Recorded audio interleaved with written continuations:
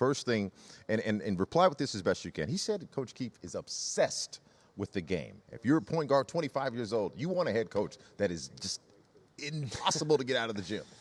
You know, I saw that, and so did you. The other day, the Wizards held a coaches clinic. It was a tremendous event, the first year of I hope, many to come. Yes, please do. Where we heard from Georgetown coach Ed Cooley and AU coach Dwayne Simpkins and Kenny Blakeney of Howard. And then Brian Keefe did a demonstration for a lot of local coaches, and he ran Wizards player development coaches through the same drills that he runs the Wizards players through in practice, and the speed of which he was commenting and seeing the whole court and commenting on what guys were doing right and what guys were doing wrong.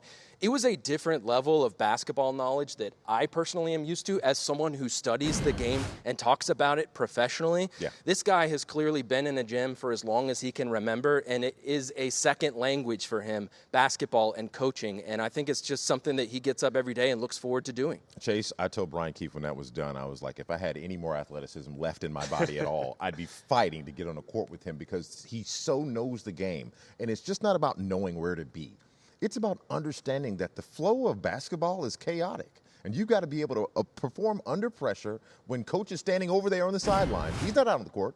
You are. But to be able to be resonant and be sharp of mind in those times, Brian Keefe, absolutely an asset. But as you said something about this, Chase, and this is something that Jordan Poole also said. Jordan said he brought in a great staff, Bijan. A great staff. You have to have those other pieces beyond the head coach in order for an entire organization to be successful. Yeah, and he's a guy who prides himself on player development, right? You see his resume on the screen right now. He has prided himself on getting guys to be the best version of themselves every single place he's been. He developed guys like Durant, Harden, Westbrook out in OKC. We know about them.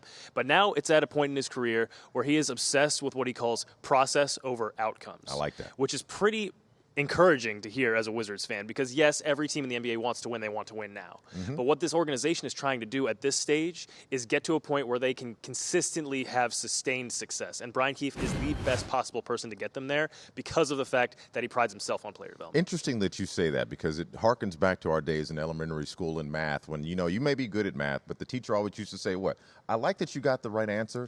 Can you please show your work so we know that you actually got there? I wasn't too good at that myself. And see, that's why I remember it because I got that and does not stay on task written on every report card.